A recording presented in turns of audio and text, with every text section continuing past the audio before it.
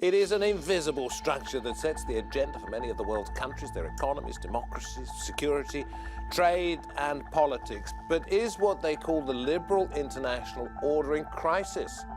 You're watching Roundtable with me, David Foster.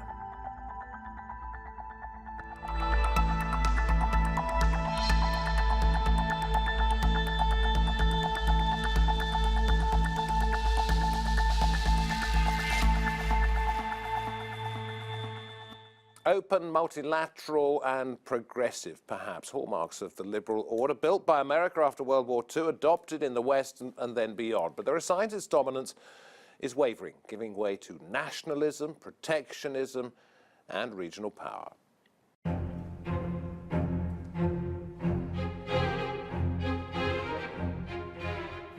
An established world order known as liberal internationalism.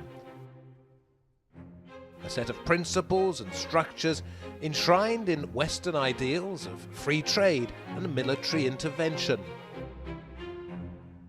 But powerful political currents are causing a seismic shift, threatening the global order as we know it. Post-World War II, the West craved stability and a consolidation of power. Created a network of global institutions to achieve lasting peace. Throughout the world, the peoples of the United Nations are at work building for peace. The United Nations, the World Trade Organization, bilateral and regional organizations championing liberal political norms. At the head of this global order was the United States, spreading its message of democracy, of freedom, and the pursuit of the American dream. Europe, Japan, East Asia, and Latin America liked what it offered and signed up.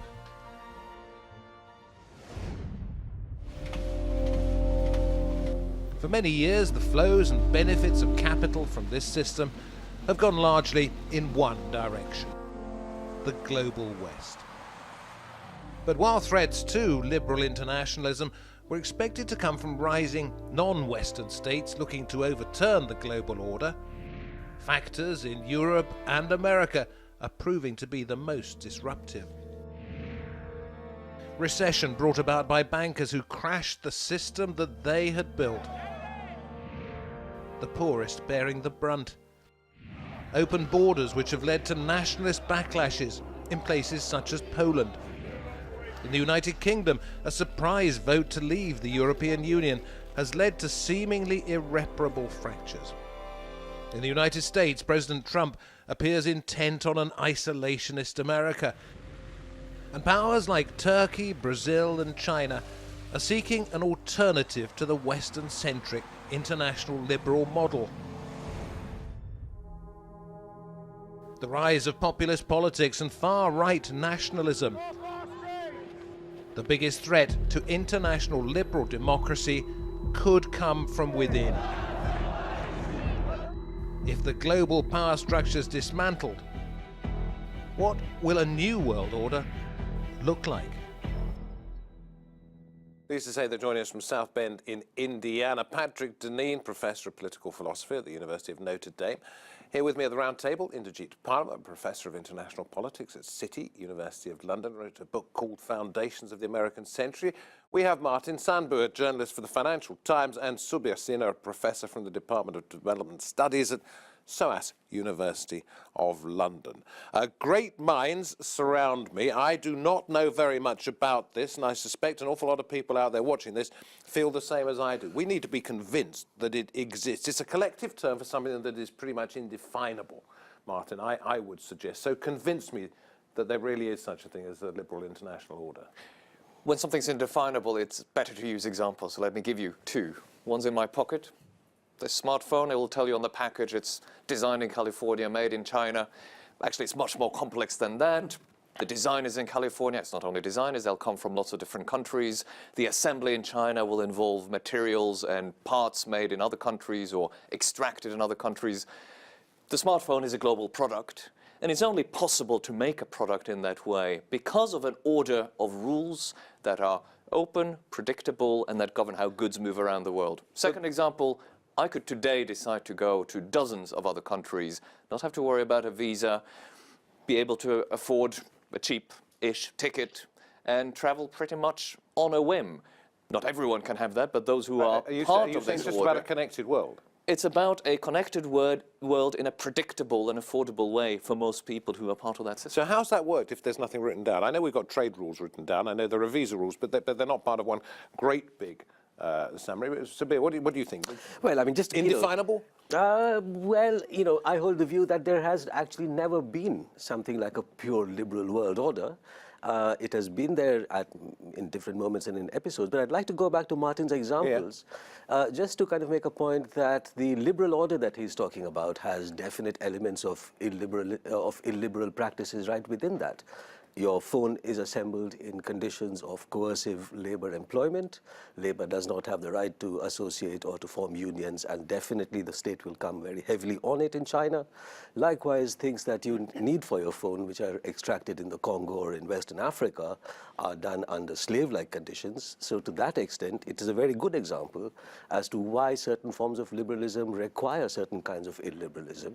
Also, the example of us being able to travel around the world without a visa certainly is true if you're holding the passports of a variety of countries in the Western world, but it is not possible. And of course, what we have seen as an example of growing illiberalism is the very strict regulations on movements of people from outside of Europe into Europe, or in the case of the US, the way in which the walls are actually being transposed back to other places. Can I just suggest that what we're looking at here now, as things are changing and that we're getting nationalist and populist movements within countries, is that simply people are saying to one another, and this is being heard around the world, what's been going on is hurting me, we need to change that. It is as simple as that, isn't it?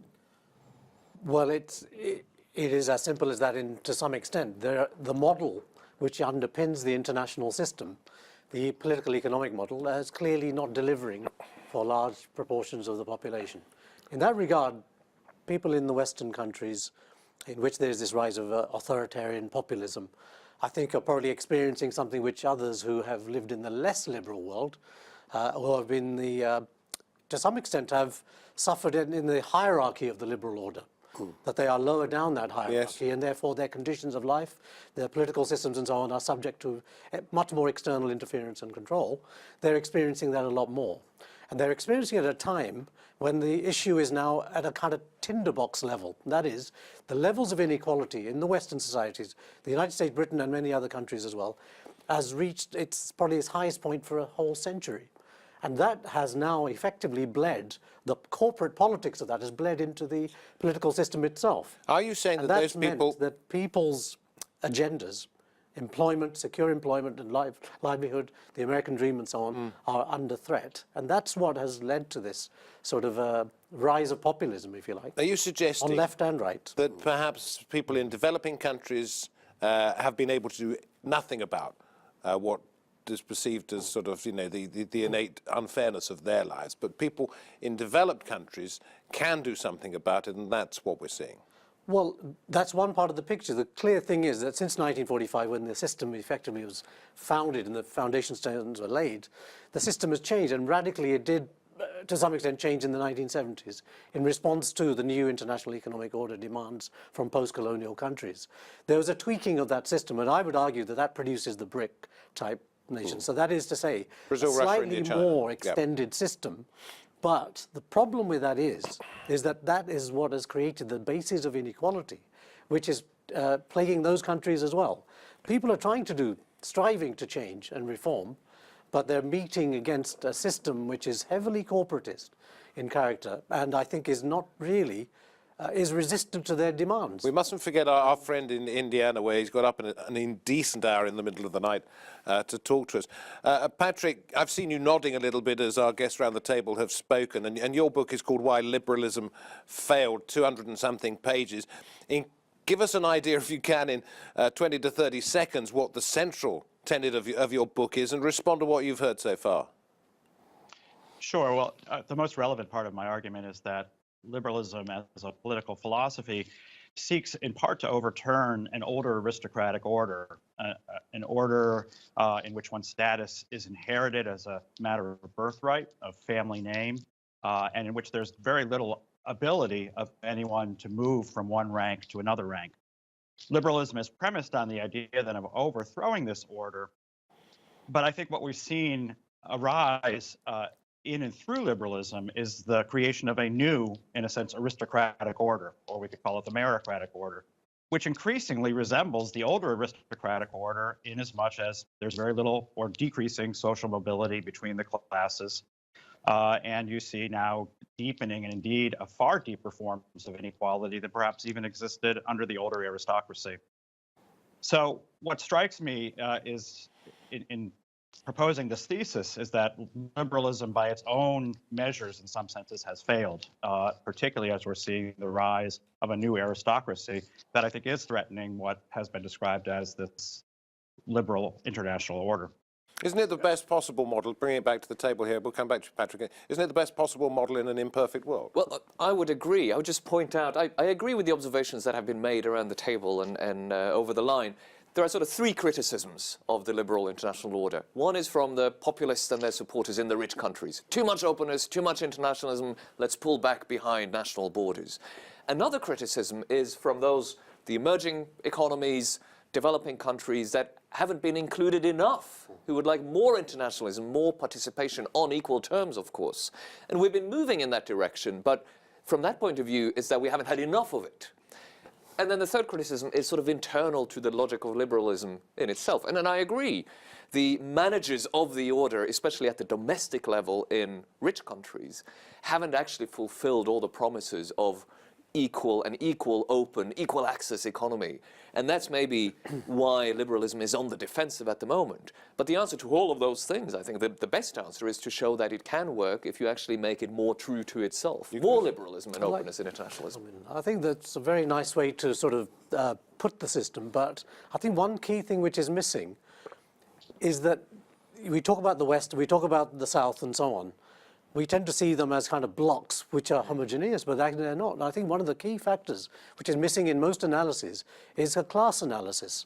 And a great deal of what the kind of a corporate class in the West has in common with the corporate class of the global South is that they are all locked into this particular system and they're all benefiting from it in very deeply unequal ways. And the key thing is not that the Western peoples want one particular thing. It's the fact is that they are effectively being made to pay the price for greater levels of extraction by a very small and tiny and decreasing proportion of the population. And that is what is governing the politics of those societies as well. And it's the same, I would say it has its equivalents in China and in India and in Brazil and in South Africa and in the other countries. Could you call it exploitation? Definitely. Yes, you could. But the point I was going to make was, in addition to the exploitation, there is also a fair amount of hypocrisy. So, for example, one way to think about the liberal world order in the post-war period is that it is just another name for American hegemony of the international system. One could also probably make an argument that if you looked at some of the sort of key tenets, liberal democracy, open market, civil society, human rights and humanitarianism, and the career in the post-war period. For the longest period, we made exceptions for dictatorships because they were on the right side.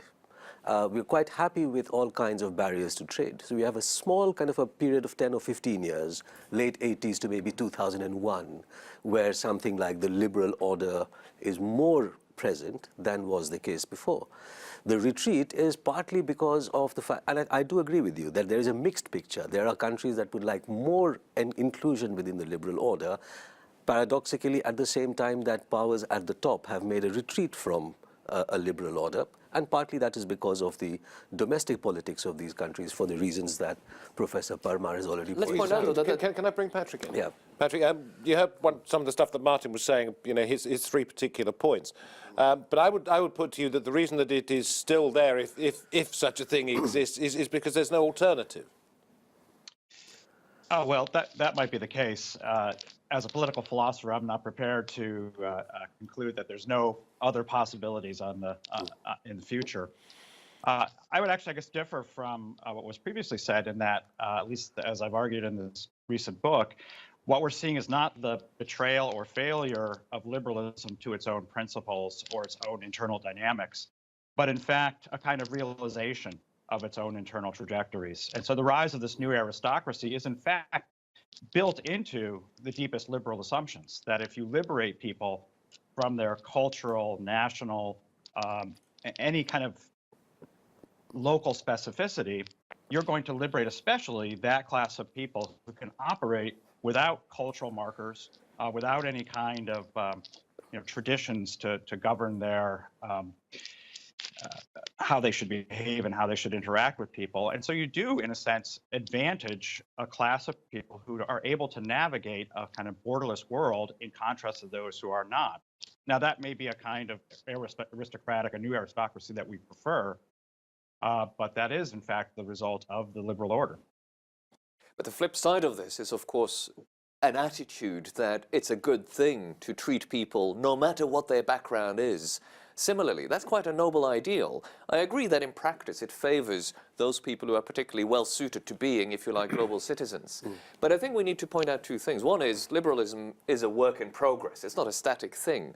And the direction of travel from the 50s up until 2016 was always in the direction of taking down barriers, integrating the global economy more, I think. The other point is that some countries have done much better than others at bringing everyone along, not leaving behind people who are not comfortable with this sort of global dimension to both cultural and economic activities. Of Scandinavian countries, Canada, some countries are a lot better than others. It's not all the failure of the US or the UK to take care of their post-industrial class. Since we're talking globalization, let me throw this out there. You mentioned a paradox. Yes. Subir, here's another one, that perhaps what we're seeing in trying to benefit the bigger, wider world is in fact the form of exploitation I talked about, which is another form of colonialism. Well, look, I mean, there are explicit statements to that effect. If you look at Robert Cooper's The New Liberal Imperialism book, and he was one of Blair's top foreign policy advisors, and Blair's famous Chicago speech has the imprint of Robert Cooper's thinking. The essay is called The New Liberal Imperialism, in which he makes an argument that we have a hierarchy of states in the world. There's a top level of what he calls postmodern states. They decide the rules. Then you have a kind of modern states, countries like the BRICS, for example. They implement what is decided at the top level because they've proven themselves to be responsible players in the international system. And then at the bottom, you've got the failed states that they have nothing to do in terms of governing themselves. And you see this actually coming out from statements, even off-the-cuff statements from Macron or from Boris Johnson and things like that. So within liberalism, there is that seed of not just a hierarchy or a new elite, but that we could rule the world. Arrogance. Inderjeet, I know you've been wanting to jump in for some time. And that has a link with the colonialism. Give you your chance next, and then there's a point I would like to ask you, which is a broader point. I couldn't agree more. And I think I would add that the arguments about TINA, they used to be called TINA. Yeah. There is no alternative. We've had them since the mid-1970s or late 1970s and the rise of Thatcherism and Reaganomics. The key thing is that I think the alternatives are arising from the levels of mass protest and the protest votes which are coming from towards unorthodox candidates. And if you look at the 2016 general election in the United States, and you look at who lost that election, the person who lost that election stood for the status quo, for Wall Street and so on. And both candidates, Sanders and Trump, if you like, they won millions of votes on the basis of attacking the establishment in various ways for delivering the American people to where they are today. So what I would suggest is that if the polities were truly democratic, they would actually take into account those movements. And the liberal system was born, not like it is today, but the liberal order, if you like, under the United States was a internationalization of the New Deal. The New Deal was an intensely interventionist state which actually created a new platform upon which working people could live Which leads and me prosper. back to the But point. what's happened is, the free market philosophy, which has told us there's no alternative, has delivered us here. But the actual compacts, which were sort of the New Deal and the Fair Deal after that, actually gave people a platform. They were not perfect. They collapsed in the 60s because women and unorganized labor and African Americans were excluded. But the answer to it is not a free market with adequate state support. The answer is a resurrection of higher levels of taxation and a better level of social support in order for people to be truly individual and to achieve That's why their I mentioned aspirations. Canada and the Scandinavians. Patrick, I'd like you to jump in here with your thoughts on this, but also consider this point that the sort of nationalism and protectionism that we are seeing, perhaps as the reverse, the negative, picture negative of this, is doomed to failure because the liberal international order has too much to lose and would rather incorporate the disaffected than have to fight them. I'm sorry, this is for Patrick. No, I do have a point on that, but I'll wait for him, of course. Yep. Well, yeah, one of the interesting, we've been talking about paradoxes, and one of the paradoxes, it seems to me, within the liberal order is, on the one hand, the very openness that we began by talking about, increasingly borderless world, economics that moves beyond national boundaries, labor that moves across what had been national boundaries. This creates then an open market system that, as we've been talking about, creates and indeed deepens extreme and profound levels of inequality. Now, in the New Deal period, what was attempted was the creation of the welfare state, at least in the United States, that would protect those in particular who did not get advantages from the global, from a both national and global economic system through a welfare state. But that welfare state was supported through a kind of high level of nationalism. That is to say, the belief that the citizens would be taken care of by each other through the auspices of the government. And the paradox it seems that we're seeing is that kind of social contract that had existed between labor and capital among citizens has now been undermined by the very globalizing economic system that is at the heart of liberalism. Inderjeet, you mentioned, Tina, there is no alternative. But as we sort of try and round all of this up, I'm going to ask, if there is an alternative, what is it? And is the liberal international order, world order, going to go away? Who wants to pick up on that first? Okay, I'll sort of start off on that one. One can see some contours of something that is emerging. I'm not going to say that that is what will actually get institutionalized. For example, with all its problems, if you look at the relationship between China and Africa and China and Latin America, that is definitely not based on the same principles that Harry Truman laid out in his inaugural speech, which was a kind of a welfareism on a global scale with a lot of state intervention and also a lot of support from the US. So there's a kind of displacement of the US with relation to Africa and some Latin American countries by China. Secondly, there's a testing of the way in which the borders have been set up. And again, if you look at China in the South China Sea or with relation to South Asia, there's a kind of question mark right now about how stable are borders on the basis of which the nation states and the international order was created.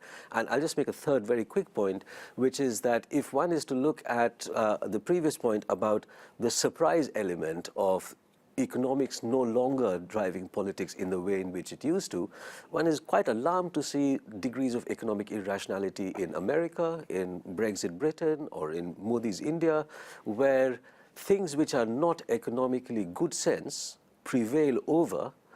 For example, populism prevails I'm over going to have to ask you to wind up so we can all have a chance. Martin, here to stay? I would say there are alternatives to the liberal order, but none of them are particularly appealing. But there are also alternatives within, alternative variants of liberalism, So both the cake domestically looks and the outside, but the internationally. ingredients have changed slightly. No, it's more. I mean, it's more sort of the type of icing and the kind of filling and so on. right. It's an overall model of open trade, international economic activity, but yes, an interventionist and an active state that manages economic transitions and structural economic changes. I mean, I think we shouldn't buy into this claim that it's globalization that's caused the biggest harm for the, basically industrial male workers in the rich world. I think the resilience of the liberal order is something we should not underestimate. Yes. The degree to which the most powerful segments of every society, practically every society in the world, economy in the world, which have bought into the institutions of that order, which are benefiting politically and financially from that order, they're very powerful. Those networks are global in character. They're not going to let go of those privileges and advantages very easily.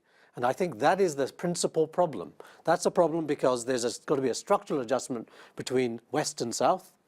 And there's got to be a massive amount of conflict, therefore, between those at the bottom of the society and those who are at the very tiny. So Patrick, evolution, not revolution. Well, I think that story hasn't been written yet. What we are seeing, though, is increasingly a kind of an elite class without a populace.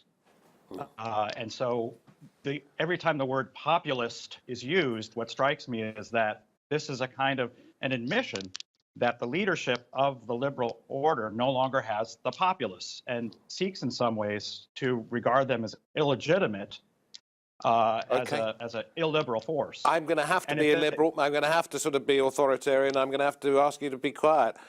Thank you, Patrick. Thanks for getting up in the middle of the night for us, and thank you everybody round the table. It is something, excuse me, that we can't touch, we can't see, but I think the general opinion is that it touches us in every way of our very everyday lives, in ways that we cannot possibly imagine, and it is changing to some extent, though perhaps not dynamically. From me, David Foster, and the Roundtable team, thank you for watching. Hope to have your company next time.